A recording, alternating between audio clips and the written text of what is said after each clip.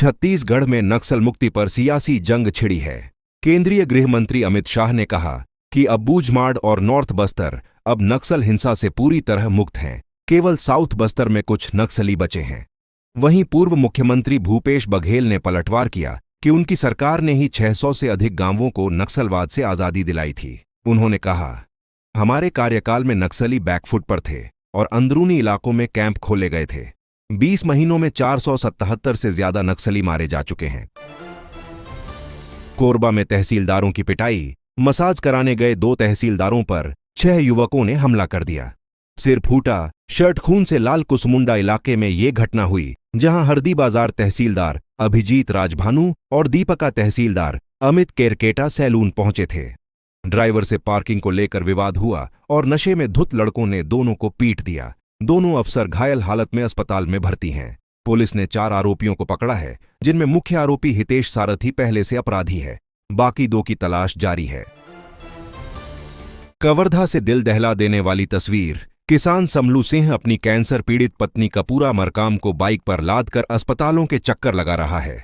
पत्नी पिछले 3 साल से दर्द से जूझ रही है। इलाज के लिए समलू ने खेत, जेवर और बैल तक बेच दिए। अब 5 से 7 लाख का कर्ज हो चुका है। सरकारी मदद नहीं मिली, एम्बुलेंस तक नहीं आती। मजबूर पति लकड़ी की पटिया बांधकर पत्नी को खुद अस्पताल ले जाता है। समलू की गुहार, मेरी पत्नी की जान बचा लो। धान खरीदी को लेकर पूर्व मुख्यमंत्री भूपेश बघेल का सरकार पर बड़ा हमला। बघेल बोले, सरकार किसानों से धान खरीदना ही नहीं चाहती। पोर्टल बंद है, टोकन नहीं बंटे, कर्मचारी हड़ताल पर हैं और खरीदी शुरू होने में अब सिर्फ 2 दिन बचे हैं। तैयारी पूरी तरह अधूरी है। उन्होंने आरोप लगाया कि सरकार ने खरीदी का लक्ष्य और रकबा दोनों घटा दिए हैं। साथ ही कहा, महतारी वंदन योजना के नाम पर महिलाओं के नाम काटे जाएंगे। दिल्ली ब्लास्ट को भी उन्होंने इंटेलिजेंस फेलियर बताया। छत्तीसगढ़ में ठंड ने बढ़ाई दस्तक। अंबिकापुर में पारा 7.6 डिग्री तक लुढ़का। कई इलाकों में शीतलहर चल रही है। मौसम विभाग ने चेतावनी दी है कि उत्तर और मध्य छत्तीसगढ़ में ठंडी हवाएं जारी रहेंगी। पेंड्रा रोड 9 डिग्री, दुर्ग 10 डिग्री और रायपुर 14 डिग्री सेल्सियस दर्ज हुआ है। राजधानी रायपुर में आज आसमान साफ रहेगा। अधिकतम तापमान करीब 29 डिग्री और न्यूनतम 14 डिग्री तक रहने की संभावना है। आरंग में रिटायर्ड फूड अफसर पर रेप का आरोप। छत्तीसगढ़ के आरंग में रिटायर्ड अफसर संजय दुबे पर 27 साल की युवती ने रेप और ब्लैकमेलिंग का केस दर्ज कराया है। पीड़िता का आरोप है फेसबुक पर दोस्ती के बाद आरोपी ने धमकाकर रेप किया, न्यूड फोटोज लीं और 3 लाख रुपए वसूले। युवती ने पुलिस को आरोपी की चैट दिखाई है, जिसमें अश्लील बातें लिखी हैं। पुलिस ने FIR दर्ज कर जांच शुरू कर दी है। आरोपी की तलाश जारी है।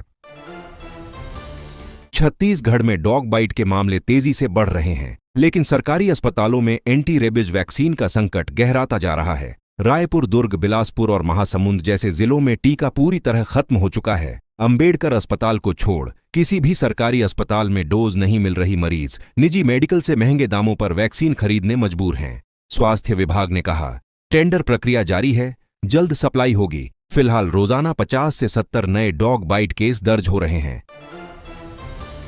बालोद में कार से बरामद हुए 3 करोड़ रुपए। महाराष्ट्र पासिंग क्रेटा कार के सीक्रेट चैम्बर से पुलिस ने 3 करोड़ रुपए नकद जब्त किए हैं। कार रायपुर से नागपुर जा रही थी। चेकिंग के दौरान पुलिस ने पीछा कर बालोद दुर्ग रोड पर गाड़ी पकड़ी। सीट के नीचे बने गुप्त चैम्बर में पैक थे नोटों के बंडल। रकम गिनने के लिए SBI से नोट गिनने की मशीन मंगवानी पड़ी। कार में सवार 2 लोग हिरासत में हैं। पुलिस ने मामला आयकर विभाग को सौंपने की तैयारी शुरू कर दी है। रायपुर में शादी में मेहमान बनकर चोरी। गुढ़ियारी के ओशो भवन मैरिज गार्डन में शादी के दौरान 2 युवकों ने शगुन का बैग और चांदी की मूर्तियां चुरा लीं। वीडियो में आरोपी लाल शर्ट में चोरी करते दिखे। स्टेज पर लोग फोटो खिंचवा रहे थे। पीछे से टेंट काटकर कैश और गिफ्ट्स ले गए।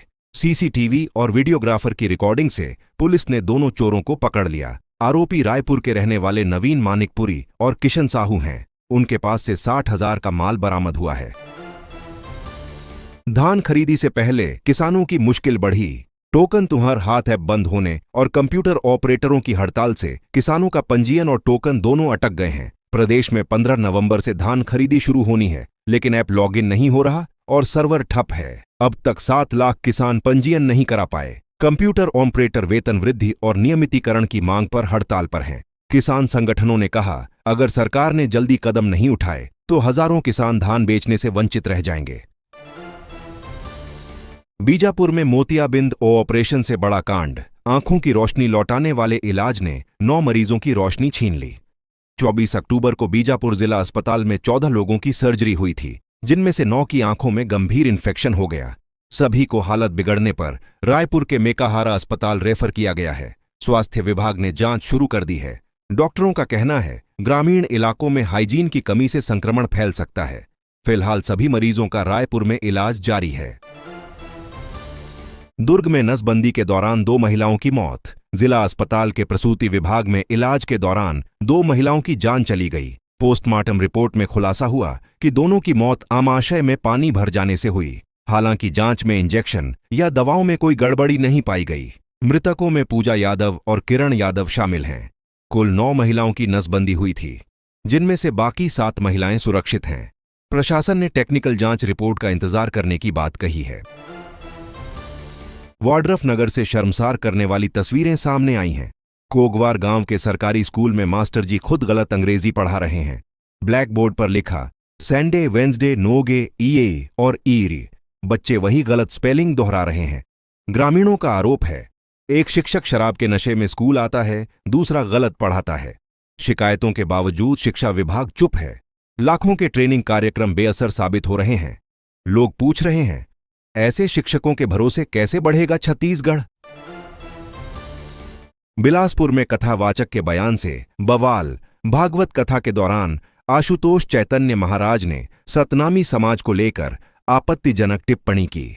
वीडियो वायरल होने के बाद समाज के लोग भड़क गए और तखतपुर थाने का घेराव कर दिया। लोगों ने कथावाचक की गिरफ्तारी की मांग की और नारेबाजी की। पुलिस ने आशुतोष चैतन्य के खिलाफ एफआईआर दर्ज कर ली है। विरोध को देखते हुए कार्यक्रम स्थल टिकरीपारा में भारी पुलिस बल तैनात कर दिया गया है। फिलहाल स्थिति नियंत्रण में है। भारतीय महिला क्रिकेट टीम में दुर्ग की बेटी आकांक्षा का जलवा। टीम की फिजियोथेरेपिस्ट आकांक्षा सत्यवंशी ने बताया, फाइनल मैच में वो पूरे वक्त हनुमान जी की गदा हाथ में लेकर बैठीं और टीम ने जीत दर्ज की। आकांक्षा ने मुस्कुराते हुए कहा, शायद ये हनुमान जी की कृपा थी। गृह मंत्री विजय शर्मा से मुलाकात में उन्होंने ये मजेदार किस्सा साझा किया। दुर्ग में जन्मी आकांक्षा अब राष्ट्रीय स्तर पर टीम इंडिया का हिस्सा है।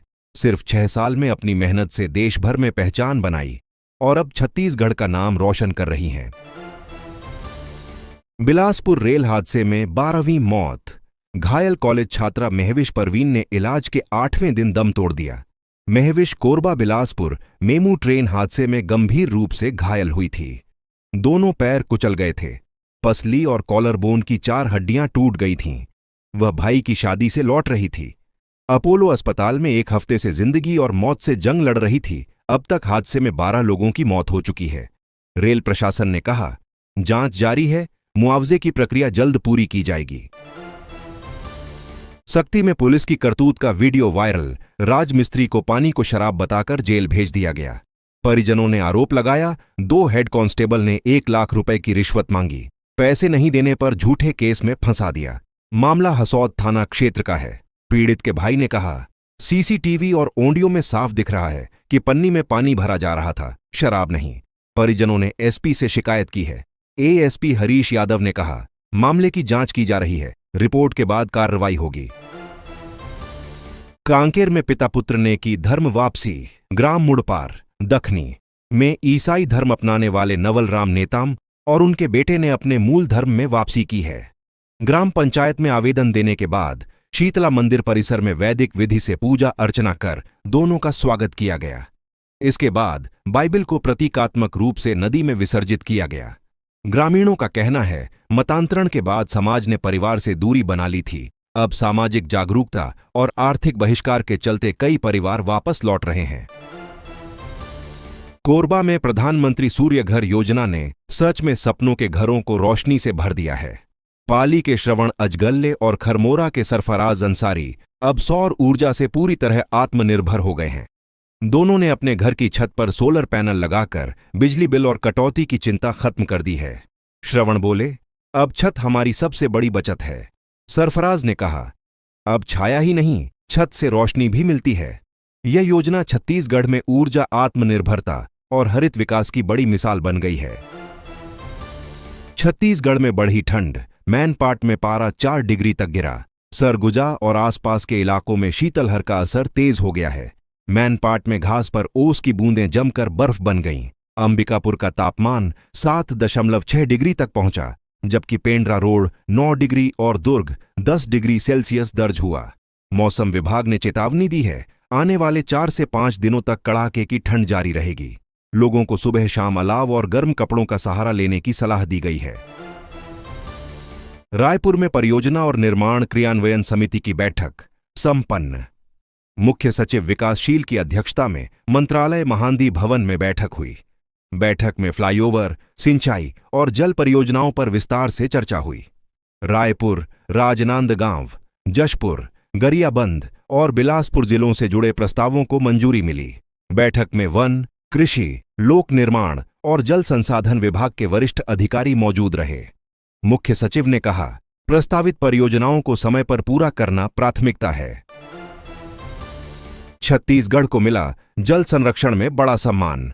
6ठे राष्ट्रीय जल पुरस्कारों में राज्य को 3 अवार्ड मिलेंगे। राजनांदगांव को पूर्वी जोन का सर्वश्रेष्ठ जिला, कांकेर की डूमरपानी ग्राम पंचायत को 3रा स्थान और रायपुर के कृष्णा पब्लिक स्कूल को सर्वश्रेष्ठ स्कूल श्रेणी में चुना गया है। पुरस्कार 18 नवंबर को विज्ञान भवन, दिल्ली में राष्ट्रपति द्रौपदी मुर्मू के हाथों दिए जाएंगे। मुख्यमंत्री विष्णुदेव साय ने कहा, यह छत्तीसगढ़ के जल संरक्षण और जनसहभागिता का सम्मान है। छत्तीसगढ़ शराब घोटाले में सुप्रीम कोर्ट से बड़ी राहत मिली है। आबकारी विभाग के अधिकारियों की गिरफ्तारी पर कोर्ट ने अंतरिम रोक लगा दी है। जस्टिस सूर्यकांत और जॉय माल्या बागची की बेंच ने कहा, अधिकारी जांच में पूरा सहयोग करें और हर सुनवाई पर अदालत में उपस्थित रहें। कोर्ट ने निर्देश दिया कि आरोपी 2 हफ्तों में पासपोर्ट जमा करें और बिना अनुमति राज्य नहीं छोड़ सकेंगे। ईडी को भी चेतावनी दी गई कि जांच में अनावश्यक देरी न हो। यह मामला 2019 से 2022 के बीच हुए हजारों करोड़ के शराब घोटाले से जुड़ा है। धमतरी में जनधन योजना आर्थिक सशक्तिकरण की नई मिसाल बन रही है। जिले में 5,17,000 से ज्यादा जनधन खाते संचालित हैं, जिनमें 2,49,000 ग्रामीण और 2,82,000 शहरी खाता धारक शामिल हैं। खास बात यह कि 2,82,000 खाते महिलाओं के हैं, जो बढ़ती वित्तीय भागीदारी का संकेत है। SBI, bank of Baroda, PNB और कैनरा बैंक ने अहम भूमिका निभाई है। कलेक्टर अविनाश मिश्रा ने कहा, हर लाभार्थी तक सरकारी योजनाओं का लाभ पहुंचाना हमारी प्राथमिकता है। धमतरी में मतदाता सूची के विशेष पुनरीक्षण अभियान ने रफ्तार पकड़ ली है। सिहावा, कुरूद और धमतरी विधानसभा क्षेत्रों में 743 बीएलओ घर घर जाकर गणना प्रपत्र बांट रहे हैं। अब तक 2,87,000 से ज्यादा मतदाताओं तक फॉर्म पहुंच चुके हैं, जो कुल मतदाताओं का 44% है। कलेक्टर अविनाश मिश्रा और एसडीएम लगातार प्रगति की समीक्षा कर रहे हैं। मतदाता पोर्टल, मोबाइल ऐप या हेल्पलाइन 1950 से भी जानकारी ली जा सकती है। दंतेवाड़ा में 10 करोड़ की लागत से बना पंडित दीनदयाल गौ संवर्धन और शोध केंद्र अब बंद होने की कगार पर है। गायत्री परिवार समिति ने बताया कि विभागीय लापरवाही के चलते केंद्र पर 18 लाख का कर्ज हो गया है। समिति ने चेतावनी दी है कि मदद नहीं मिलने पर केंद्र की चाबी प्रशासन को सौंपी जाएगी। 2017 में शुरू हुई यह योजना आत्मनिर्भरता का मॉडल बननी थी, लेकिन अब 8 करोड़ की मशीनें धूल खा रही हैं और 70 में से केवल 12 गायें ही दूध दे रही हैं। सरगुजा में बड़ा हादसा। अंबिकापुर बिलासपुर NH 130 पर कोयला लोड ट्रेलर अनियंत्रित होकर घर में घुस गया। डाड गांव की इस घटना में एक स्कूली छात्रा घायल हुई है। तेज रफ्तार के कारण चालक वाहन पर नियंत्रण नहीं रख सका और ट्रेलर सीधे घर से जा टकराया। हादसे के वक्त घर में कई लोग मौजूद थे। दबे होने की आशंका जताई जा रही है। राहत की बात है कि कोई जनहानि नहीं हुई। चालक को मामूली चोटें आईं। गुस्साए ग्रामीणों ने सड़क जाम कर दी। पुलिस मौके पर पहुंच गई है।